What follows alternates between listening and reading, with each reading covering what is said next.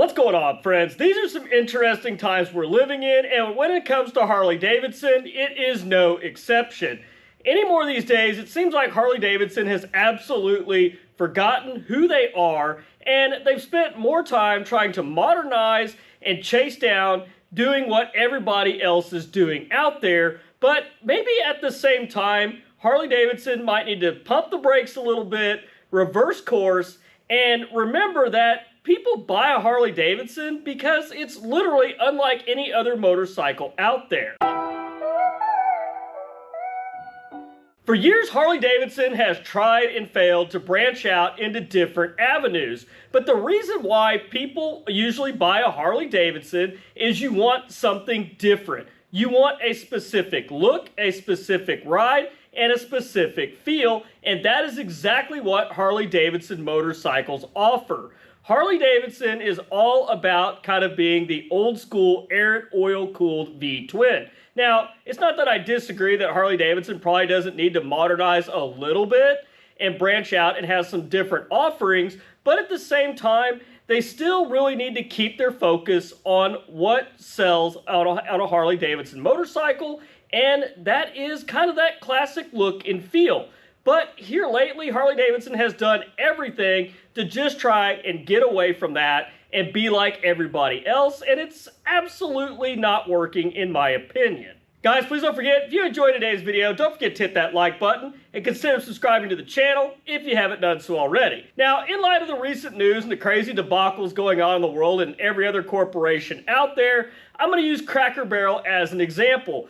Cracker Barrel and Harley-Davidson, you may feel like, have absolutely nothing in common. But what they were trying to do at Cracker Barrel is they were trying to modernize, trying to update everything, change the whole theme of the restaurant. Well, guys, when it comes to eating at Cracker Barrel, you go there for the food, you go there for the old country atmosphere. That's what they're known for. That's exactly what you go there for. You go there to get that experience. Now, the same thing is with Harley-Davidson. You go to Harley-Davidson to get that to the dump, that air and oil cooled V-twin, that look, that feeling of running down the road. And if you ride Harley-Davidson, you know exactly what I mean. There is no other motorcycle out there that gives you that feeling. And I say that because I've owned and rode motorcycles from multiple other brands, and there is nothing like a Harley-Davidson, insert your jokes here. But Harley-Davidson is not as bad as it's always made out to be by people that absolutely hate Harley-Davidson. And the fact is that Harley-Davidson is losing that. They're doing the same thing that Cracker Barrel did. They're trying to modernize and get away from what they actually are. They're trying to get into these liquid-cooled motorcycles. They're trying to really kind of phase out all of their air and oil-cooled V-twin offerings. And eventually, if I'm correct here, going ahead forward in the future, everything's probably going to end up looking like the Indian Challenger. It's going to be basically a completely water-cooled motorcycle. Now, don't get me wrong, the Indian Challenger is a great bike. It's very smooth. It's all liquid-cooled. It's got a lot of great things about it.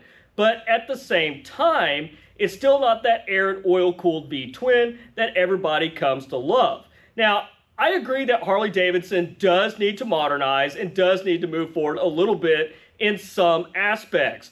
But at the same time, they really should take a look at what Indian's doing, where they're producing the Challenger with the liquid-cooled models right next to their air and oil-cooled models. Harley-Davidson really doesn't appear to be looking at doing that. They've kind of taken a different direction and splitting the difference with making everything twin-cooled, kind of basically half liquid-cooled, half air-cooled. But I think we can all agree the past 10 years, Harley-Davidson has made some serious missteps, especially with completely dumping the Sportster line, especially the Dyna line. The Dyna line was always really kind of your stopgap into the big twins. That offered a whole new market for other riders out there. By eliminating the Dyna line, Harley-Davidson pretty much effectively emptied out an entire market. You were kind of between the Sportster people, the Softail and Touring people. There was a market out there for the Dyna, and I firmly believe there still is today. Now, Harley-Davidson a lot of times dumps these engines because they wouldn't meet the next coming emission standard. Well, the interesting thing about the emission standards is that These are for other countries, not so much here in the US. All the tooling is paid for on these motorcycles.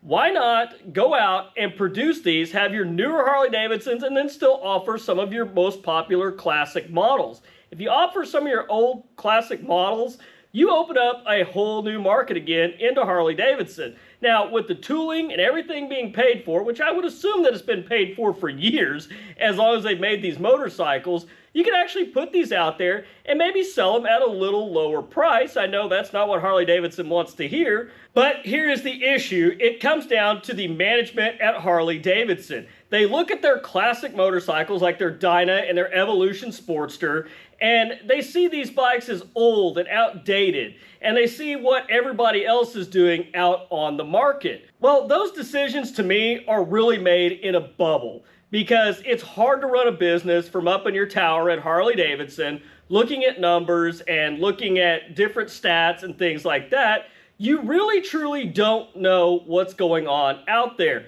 The best way to run a business, in my opinion, is to throw all that stuff out and actually get out on the ground, go out in public, go see what people are riding, go to the places where people that ride Harley-Davidsons go, wherever you may go with your Harley-Davidson, and see what's out there, see what people like. But the issue is that they're sitting in a boardroom, and the people that are feeding them information on their ideas, if you're that person feeding them information on the big man's ideas, are you going to tell them that it's not a good idea, it's not working, when that person is in charge of whether you go up and down in the company? I highly doubt it. You're probably going to kiss their butt and tell them it's a great idea and everything's going swell, boss, even though it's not. Oh, our customer base is aging out and the younger kids aren't interested in these motorcycles. But personally, from what I've seen out there, that couldn't be further from the truth. A lot of people that are looking for Harley-Davidsons that are still younger, they want a lower priced Harley-Davidson that they can actually get their hands dirty and work on, when generally kind of the big consensus out there these days is that people don't want to work on their own stuff anymore. Well, I kind of don't feel like it's that way. I feel like people would like to work on their own stuff. They'd like to learn how to. But the thing is that everything is so overcomplicated now and so expensive to actually work on your own stuff. People just give up and don't want to learn how to do it anymore and don't really have any interest in it. But if you give them something that is classic, that you can buy brand new out of a dealership, people are going to want to get in there. They're going to want to work on it, especially the younger generation of riders coming up. Because guys, it's really hard to think that 2015, 2016, even 2017, we were really kind of at a good point at Harley-Davidson. The bikes, yes, they were still expensive, but you could get into a Street Glide for $20,000. Get the special model for $23,000. These bikes were the Twin Cam 103. They're still the air and oil cooled. They even had the twin cool models. We had the Dynas. We had the Evolution Sportsters. I mean, guys, we were really kind of at a peak when it came to Harley-Davidson, and we just didn't know it. Yeah, they were probably a little bit more expensive at the time, but I just remember when 2018 hit and they started making all the changes. They eliminated the Dyna. They rolled everything into the Softail line. They came out with the new Softail chassis, which, don't get me wrong, it is a great chassis. It is a great idea. It is an excellent handling motorcycle, but I still really felt myself kind of longing for the Dyna. And then when that happened, I just kind of saw the writing on the wall at that point that Sportsters are next, and what's coming next? Some liquid-cooled monstrosity, and that's kind of what we got. I mean, don't get me wrong, they are powerful. I mean, 90 horsepower for the Nightster and then 120 horsepower for the Sportster S. That's pretty impressive from Harley-Davidson. I love it, but that could have been the new generation Sportster, while maybe we kept and offered some of the Evolution Sportsters alongside, because our emission standards here in the U.S. haven't changed enough to where we should have eliminated the Evolution Sportster just quite yet. So guys, drop your opinions down below. What do y'all think? Do you think this modernization thing, they need to pump the brakes and kind of remember who they are and quit trying to push forward into this modern era? kind of well here recently, we saw how well that worked with Cracker Barrel, and they completely reversed course. And since I've seen that corporation do it, I'm really kind of hoping that we'll see the same thing with Harley-Davidson. But anyhow, guys, let me know your thoughts and opinions down below. Guys, please don't forget, if you enjoyed today's video, don't forget to hit that like button and consider subscribing to the channel if you haven't done so already. But anyhow, guys, you have a great Labor Day weekend. Get out, do some riding. I know around here the weather's supposed to be cool and nice, so I'm going to try and get out myself. But anyhow, guys, till next week, you stay safe on the streets, ride smart, dodge those cars. I'll catch you guys back here next week with a brand new video. Thanks for watching.